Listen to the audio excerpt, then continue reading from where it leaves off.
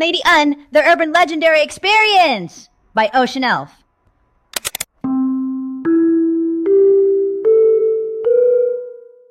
Lady Un is an anime character from the Gundam series, which I got exposed to when stumbling into anime fandom via an eval group I mistook for creative writing. I dislike her love interest who died in the series, and their fandom. I detest all fandoms anyway. So to counter their gushing over these characters, I thought I'd give them a little Urban Legendary Experience, since I also mangle memes. Here goes. Lady Un was supposed to be in charge of 2 children. One of them was Mariemaia, daughter of Un's boyfriend, boss, well, whatever, it's complicated. His name was, get this, Treize. Sheesh, what a sissy name. Not quite as abominably so as Anakin, that one wins first prize for girly. Treize is the word for 13 in French, so should be pronounced Treize, but anime doesn't care about that kind of stuff.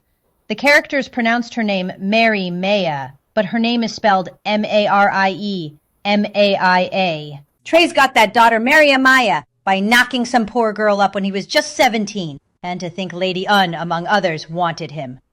That wasn't the only thing wrong with him. His picture should be included in the dictionary definitions of arrogant and hubris. He actually thought himself superior to God, and that makes him totally suck. Just listen to this pile of I'm better than God and I want to rule everybody slop. The word rule is commonly associated with oppression and arrogant actions. I look at it as a way of governing to keep people's unnecessary ambitions under control. God let people run free. People need to be ruled, and that can only be done if there's a system of rule and control that surpasses that of God's, since God lets them do what they want. I'm sure God would understand the steps we're taking. He's absolutely right. Yes, God would understand. I can understand Lady Un going for him, but anyone else with a functioning brain, oh come on! The other child in Un's care was a neighbor's baby. Un got bored and lonely. She decided to cook supper and invite her master, keeper. The object of her obsession, Treize. Scrap that pretentious killer to say or type. Irritating, horribly long last name of his over. This is Treize Khushrenada. Murder Tuberov. Because that was his sick hobby, killing and domination. No wonder Treize and Lady Un got along so well. So, Lady Un had invited Treize to dinner and had to wait while he took his sweet time getting there because he fancied himself the great Treize, believing the universe revolved around him. He expected people to wait for him, and wait on him. While Un waited for Treize to arrive, she touched up her hair, put on more makeup, and of course, her infamous personality indication glasses. She sent Mariemaia down to the basement to watch TV while waiting for Treize to arrive. After about 5 minutes of waiting, the phone rang. Un was relieved it was not Treize calling to cancel like he had done the last time. It was the mother of the baby Un was looking after for the evening. Un informed her that all was well. I'm just having my boyfriend over for dinner. The turkey is in the oven and the baby's asleep. Turkey? What turkey? When Treize arrived, Un was all over him like a cheap suit. Mr. Treize! Oh, Mr. Treize, sir! Mr. Treize? Oh, Mr. Treize, sir. Mr. Treize! Oh, Mr. Treize, sir! Pathetic. The general discomfort of the situation was made far worse by body odor from them both. This was because Un and Treize had stopped using deodorant. Most on the market also contained antiperspirant, which Treize had been told caused cancer by clogging up the sweat glands, preventing toxins from escaping the body. Un wanted to get close, but Treize only wanted that when it was convenient for him. So he used the deodorant myth and the body odor it caused as a means to prevent bodily contact whenever he wanted her to back off. Apparently they could smell each other's stench, but not their own. Dinner wasn't ready yet, so they sat stinking up the front room. Sheesh, the parents who left their poor child with them must not have had a sense of smell. Once Treize managed to pry Un loose, he watched her for a moment as she sat beside him, still spazzing out. Eventually, Un settled down, and that was when Treize told her that he was ditching her. What else was new? For Treize, this was routine. Lady Un, there comes a time in everyone's life when they need to walk their own path and leave all things irrelevant behind, moving on to bigger and better things. What you and I had was fun and useful in its time. But it's over now. I still have a lot of conquering to do, and there just isn't room in my life for a child or a love affair. I'll stay for dinner, but after that, it's goodbye, Lady Un. No, please, Mr. Treize. I need you. I want you. I love you. I'm the only one who understands and loves you. And you don't know who loves me. You know you do. I'll do anything for you. Just don't leave me. I'll do anything. Make speeches. Cook for you. Do your laundry. Kiss your feet. Oh, Treize, my love for you knows no limits. I told you I'm doing me too, and I will. You see, Mr. Treize, I will. Right now. I'll do this for you. And only... Lady Un did exactly that. Fall to the floor and kiss Treize's feet. Sheesh, what a clingy and possessive drip, as if he was worth all that. Yeah, right. Treize was so in love with himself and flattered that once again he had some poor sap after him that he gave in for a moment. You and Zax are the only ones who ever understood me, Un. But I'm leaving, for bigger and better things. Now how about giving me some supper? What a narcissist! Un sprang to her feet. This was one more opportunity to please Treize, and with each opportunity, perhaps she could make him forget this backing off idea. Yes, Mr. Treize. Yes, I'll go right now, sir. With that, she flew into the kitchen. But as she did, she saw the table all laid out, complete with 2 glasses of wine. Unthought of getting him drunk, she would have to spike it with something. But as her fevered mind raced desperately from one idea to another, she got a particularly sinister idea. Yes, it would have to work. How could Treize not be indebted to her as his heroine after tonight? It wasn't long before dinner was ready, and Un and Treize sat down to dine. Un suggested they start off with a drink, while the piping hot supper cooled enough to eat. Treize agreed and took several sips of the wine. That was the last thing he remembered. The next thing he knew, he woke up completely naked in a bathtub filled with ice. He was still feeling the effects of the drugs, but looked around to see. He was alone. He looked down at his chest, which had Call 911 or you will die! written in lipstick. He saw a phone was on a stand next to the tub, so he picked it up and dialed. He explained to the EMS operator that he was in some kind of trouble but didn't know where he was, what he took, or why he was really calling. The EMS operator told him to check his back. He did, only to find 2 9-inch slicks on his lower back. They sent a rescue team over.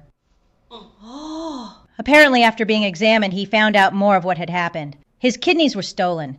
They were worth $10,000 each on the black market. Lady Un tried to get the hospital to give him one of her kidneys, but they refused after running some tests. Her kidney was not a match and would be useless to him, maybe even deadly. That was when Lady Un broke down, blathering something about it all being worth nothing since she was sure never to get him back now. It eventually came out that Lady Un was behind that whole plan. She put Treize in an emergency, trying to set it up so that she would be the one to save him and restore him to a normal life. Then surely he would feel he owed her and loved her too much to leave. As for the neighbor whose baby Un had sat that night, imagine the horror when it was discovered that their baby was gone. Sitting in the crib, a raw turkey.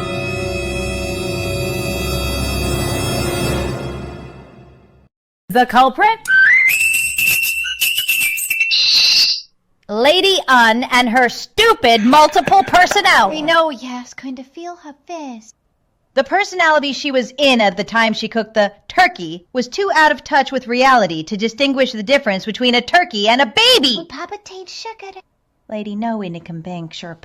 To this day, the distraught mother still refuses to stop searching for her child. She believes it is still alive somewhere. As for Treize, he was hospitalized next door to a man who died of flatulence, and it was contagious. Just Treize didn't die of flatulence, but he nearly killed his soldiers with it when he went back to fighting. Eventually, he was killed off in the series by an enemy. Good riddance to Mr. Stinky, who thought he was better than God. Mariemaia, Treize's daughter, had sickened from eating a Costa Rican banana that was infected with necrotizing fasciitis, otherwise known as flesh-eating bacteria. She came down with a fever followed by a very painful skin infection that, if not treated in time, could eat 2 to 3 centimeters of flesh per hour. Mariemaia was luckier than most afflicted with this, since the treatment was aggressive enough and in time to prevent the infection from requiring amputation or resulting in the poor child's death. The warning here is to boycott bananas, especially if they come from Costa Rica. After Mariemaia's bout with the flesh-eating disease, from which she fully recovered, she begged Lady Un to take her to a movie. Lady Un agreed, but they would have to eat lunch first. Tired of cooking, Un took Mariemaia out to a fast food place. Mariemaia had battered fried chicken strips, and Lady Un had a burger with lots of mayonnaise. Lady Un didn't think it tasted right, but perhaps one of her personalities didn't like mayo and it slipped her minds. Later, at the theater, Lady Un was not feeling at all well, and Mariemaia complained of a pain in her backside. When it grew worse, they left the theater and Un examined her.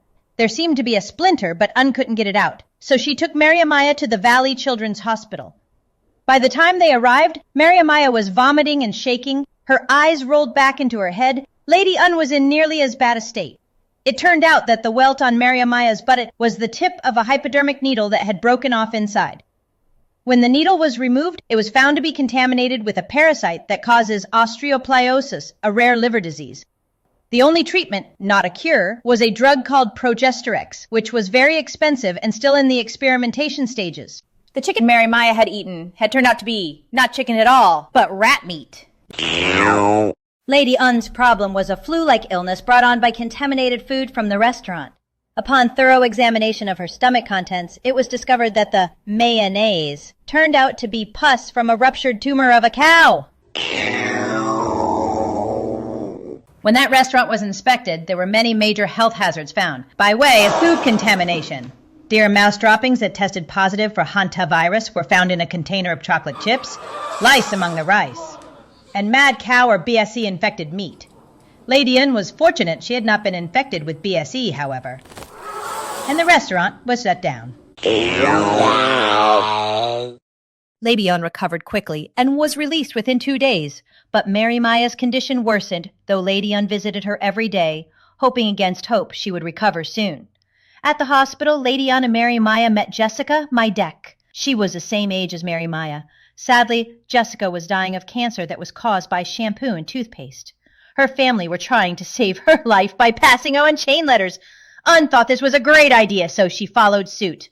Un's pleas to save Mariemaia were circulated on the internet. They went like this. From Lady Un. Subject. We'll be heartless and delete this letter.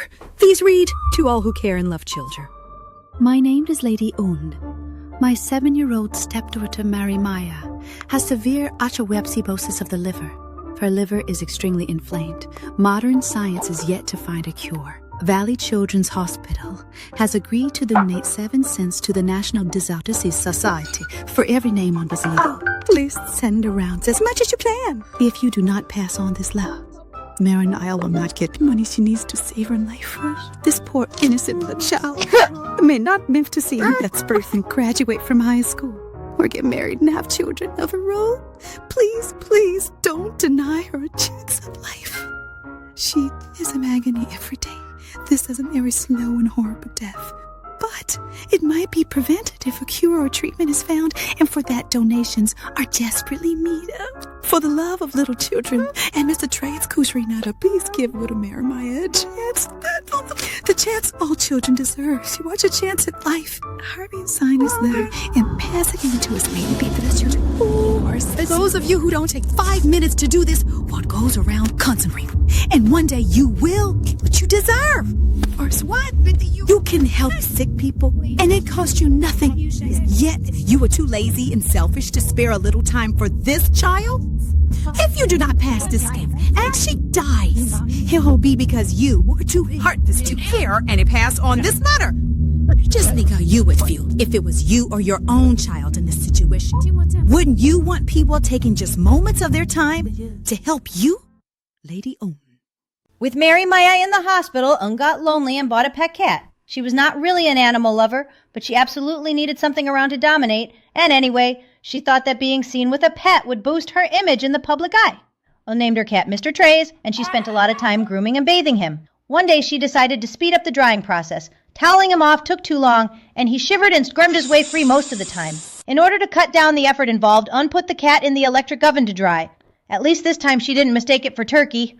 Do you see a pattern here, though? One day, she decided to speed the process up even more by drying him in the microwave. There really was no meow nor any noise at all from the cat, for the poor creature exploded the instant the oven was switched on. If that wasn't stupid enough, Lady Un sued the company, which made the microwave, for some obscene amount of money, and won, because there was no warning label on the microwave oven saying it was not meant to be used as a kitty hairdryer. Next, Lady Un bought a bonsai kitten that was especially molded to look like Treize, and she named it Mr. Treize. She also rescued a cute little bunny rabbit she named Toby. Un took Toby in and fattened him up with lots of hay and carrots and rabbit pellets with extra hormones, because everybody knows rabbit food is loaded with hormones. Un went vegan herself, suddenly taking an interest in animal rights because she had been no hero to humanity so far. However, with all of her donations to PETA and Greenpeace and other animal rights organizations and efforts raiding homes of their animals because she believed every sob story about animal abuse that never happened, plus the progesterex needed to keep Mariemaia comfortable, Un was starting to go broke and become desperate. She got a little money from PETA, but it was just enough to cover the cost of making the orange vests they put on deer so hunters wouldn't shoot them. She couldn't part with her Treize kitty, so it was Toby who would have to go. Un put up a website that told Toby's sad, sad story. Little Toby Bunny was rescued by me. From the wild. I found him outside in the wet, cold, dark, damp, scrawny, and bony, and half starving to death because of no food. Little Toby Bunny means so much to me, and my heart is breaking. What I must do is so unfair to this innocent little Toby, who did nothing to deserve such a fate. Treize's daughter, who I'm taking care of, is still sick and in need of treatment I cannot afford. If I don't receive funding for her care by the next holiday, $50,000 to save Toby. I will make rabbit stew and eat him. No one really knows what became of the rabbit, but some sources claim he was eaten by the cat. Mariemaia made friends with Amy Bruce, who got tumors from beatings, and her family was also trying to save her by passing on chainmail. But eventually, the tumors took over too many vital organs, so Amy had to go on IV and life support. One night, she was in the hospital room all alone when a janitor came in to clean. Finding no spare outlets, he unplugged Amy's life support so he could vacuum. He couldn't hear Amy's cries for help because the vacuum was so loud. Amy Bruce died that night. But Mariemaia recovered. Treize spent as much time in the hospital, recovering from his nearly fatal case of flatulence, which had also caused corrosive lung and throat damage to some of the hospital staff who had to take care of him. They had to resort to wearing gas masks when near him or working in his room. He was put in detox, and once he stopped stinking, just enough to not be a health hazard to the rest of society, he was sent back home. So, to celebrate Treize and Mariemaia's recoveries, Treize threw a party at his mansion. He decided it would be a combination masquerade and pool party, so people were to bring bathing suits, costumes, or both, depending on if they wanted to dress up, bathe, or both. But Lady Un still wanted Treize all to herself, and she knew there would be other women at the party, so she pretended to be sick and told Treize she couldn't make it. Back at home, she put on a costume determined to spy on him. At the party, she spotted him, and was delighted he didn't seem to be with anyone else, so she decided to make her moves. While Lady Un was preoccupied with Treize, something else was happening to one of the guests. This man had too much to drink, and was now in serious need of, getting rid of some of this excess liquid. Unfortunately, there was a line at the restroom with the same problem apparently afflicting many other party guests. He went back out to the pool and slipped in quietly. What was the harm? No one would know what he did. Or would they? It wasn't long before he was aware of everybody looking at him. He didn't realize why at first, but a glance down gave him the answer. Right around him, the water had turned bright red. It was a special substance Treize had purchased that went in invisible, but would turn red when in contact with urine. A few minutes of embarrassment, the guy scrambled out of the pool as quickly as possible and was later escorted out of the party once he changed into some dry clothes. Apart from that little disturbance, everything seemed to be going well. Treize didn't appear ruffled by the incident at all, and laughed with him.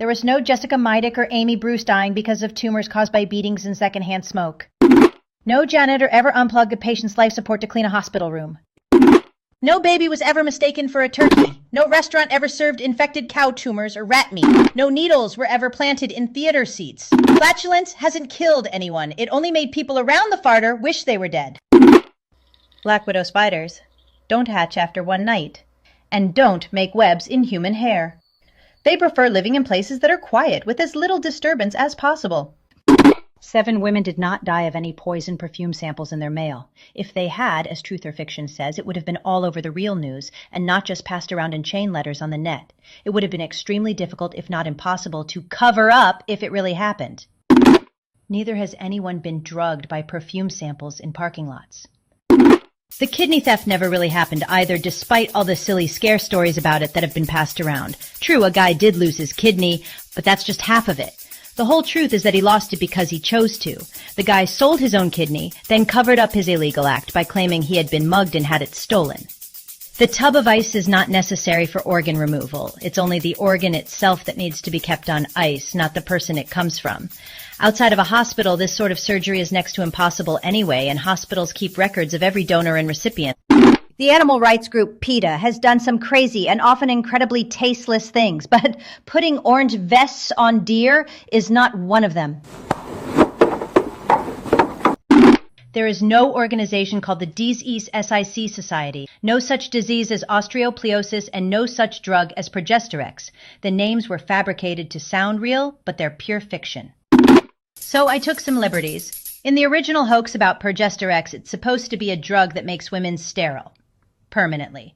But since that scenario didn't fit anywhere in this story, I put it in as the treatment for the dreaded osteoporosis. Well, why not? It's a fictional drug after all. One version of the osteoporosis hoax also named a fictional character from a book as the afflicted. Another version, unfortunately, names a real person who is in good health but suffering unwanted attention because some malicious person, probably a schoolmate, perpetuated the hoax in his name. This story was inspired by and is dedicated to Lady Fangirl, Senna Marie, Jenny Coe, Nahid Layla, Maxwell, etc., and whatever other aliases she uses, and her dang of trolls. She is the biggest Lady butt-kissing otaku whose sadistic online bullying / harassment / stalking and otherwise profoundly desperate attention-seeking trolling stupid behavior and all-out bad seed and Mary Sue personality. The story is also dedicated to the person Senna bullied to give her a laugh at that wacko Lady Un's expense.